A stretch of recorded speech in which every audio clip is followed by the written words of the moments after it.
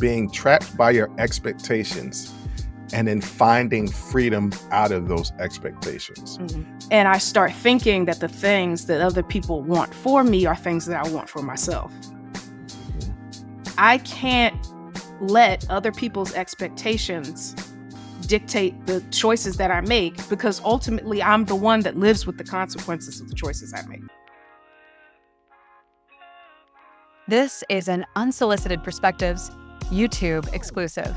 Jay, I think this is an interesting topic to talk about. And the basic premise of this YouTube exclusive is being trapped by your expectations and then finding freedom out of those expectations.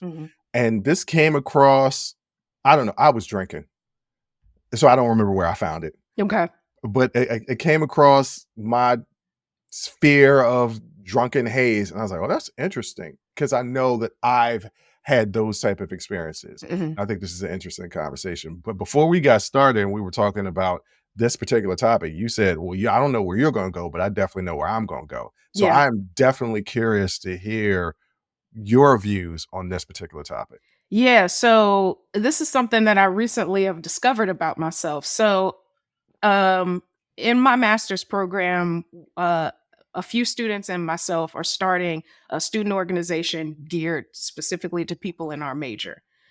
So we're going to put on events and career fairs and stuff, specifically targeting data science students. So, and while we were putting this together, I mean, we're still in the middle of doing that, but while we were putting this together, a lot of people were calling me Madam President, right? Like they're thinking that I was going to be the president of this association. And what I realized was that, and I do this, I get voluntold to do things a lot.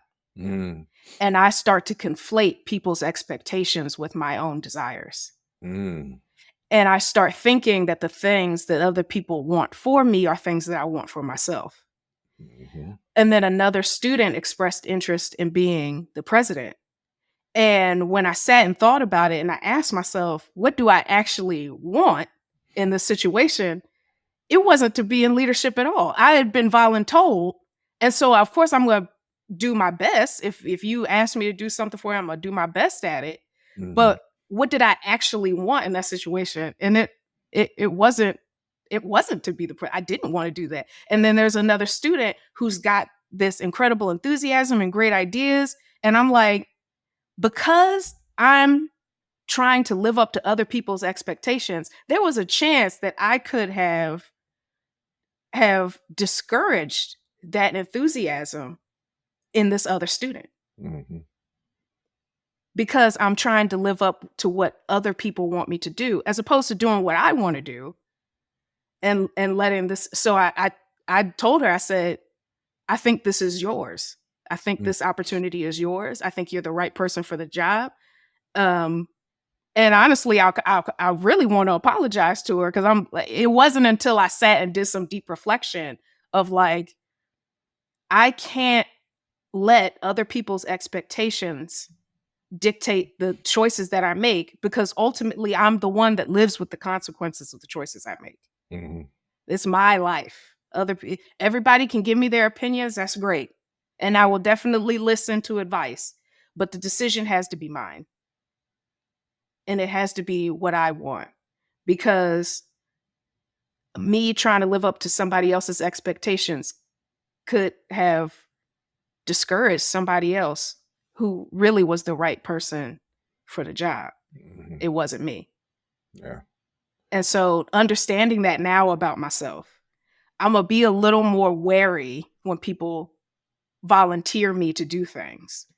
I now have to say whether or not I have the capacity to do the thing that you want me to do, or whether or not the thing you want me to do. Hey, I would love to help out and volunteer, but I'm not really interested in taking on a day-to-day role or a full-time role. You know, I have to start using more discernment than I have been in the past. So that was where my mind went when you initially brought up this topic.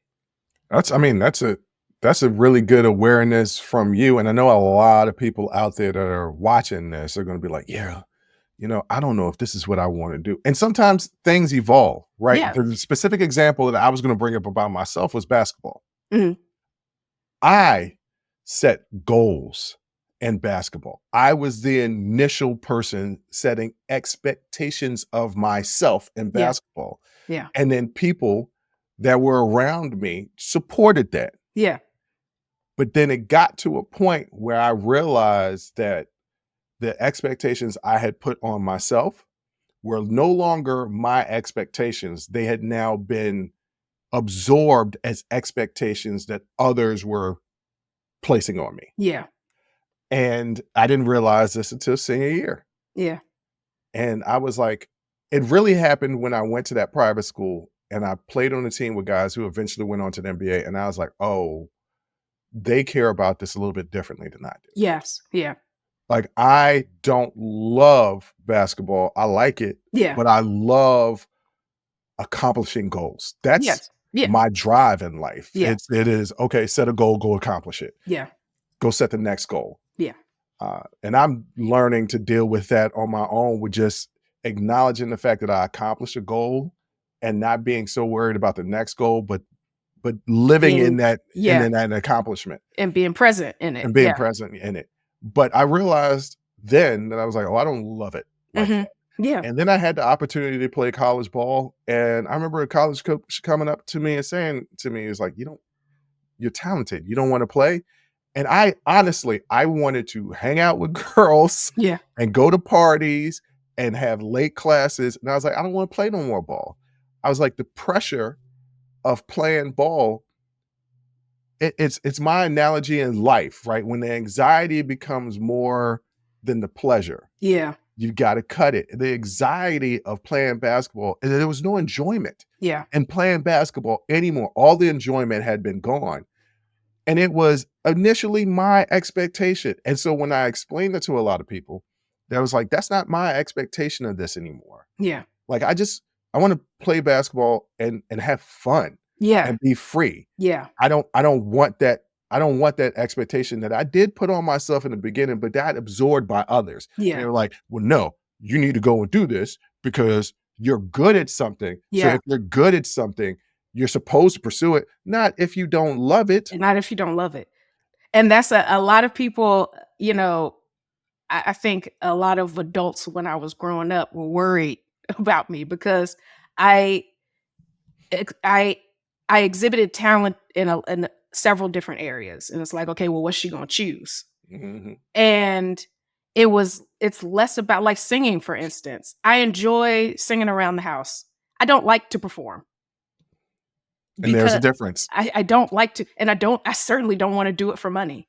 But there's a thing of like, I don't wanna do it as a job. Like, there's a thing that people think, "You're good at this thing, Mhm. so that is your thing." But just because I'm good at it doesn't mean that that's something that I wanna do. Dan It's Lebitard is, yeah, I love Dan Lebitard, is I a do know writer, that. Yeah. and he was like, "Yeah, I don't love writing. Writing is lonely. I'm good at it." Yeah. And so that's what he did. And now finally at over 50 years old, he's finally found, I mean, he's been highly successful Yes. being a journalist, highly successful, Yeah. but now he's happy Yeah. or the happiest that he could be doing the things that he loves to Yeah. do. Yeah. And it's funny because a lot of people will do stuff, like our father told me when I was in college, Mhm. he's like, you really love technology. I really think you should pursue something in technology. You might not know what it is exactly. He's like, you love video games. I think working in video games would be great for you. And I was like, nah, I don't want to do that. I want to do something else Mhm. because I'm a good teacher. Yeah. I'm a good coach. I'm good at relating to people. That's Mhm. that's one of my gifts. Yeah. Okay. So I was like, no, this is what I'm really good at. I'm gonna lean into it. I'm really good at history. So that's what I'm gonna lean into. Lo and behold, he was absolutely right. What Yeah. I do now, like this podcast is essentially a hobby slash job.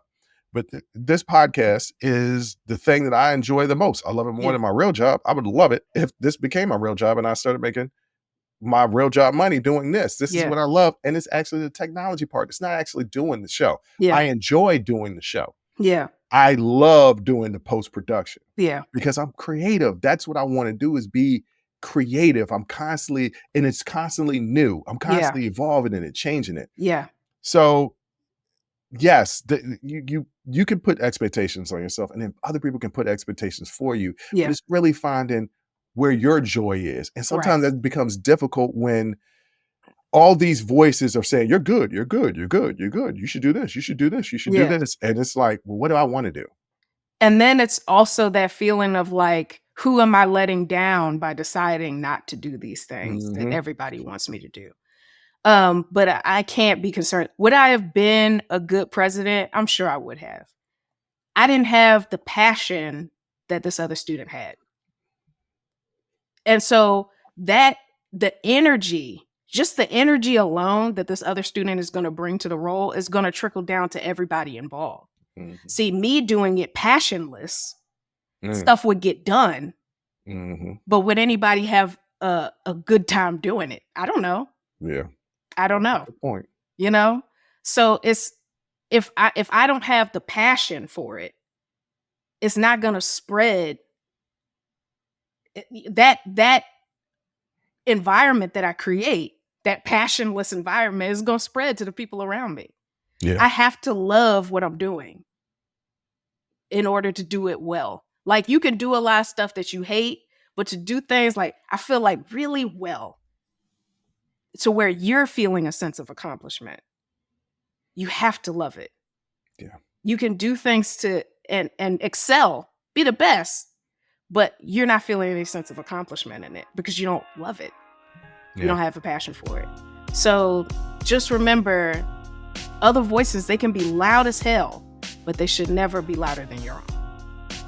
Join the conversation and follow the Unsolicited Perspectives podcast on Apple, Spotify, or wherever you get your audio podcasts.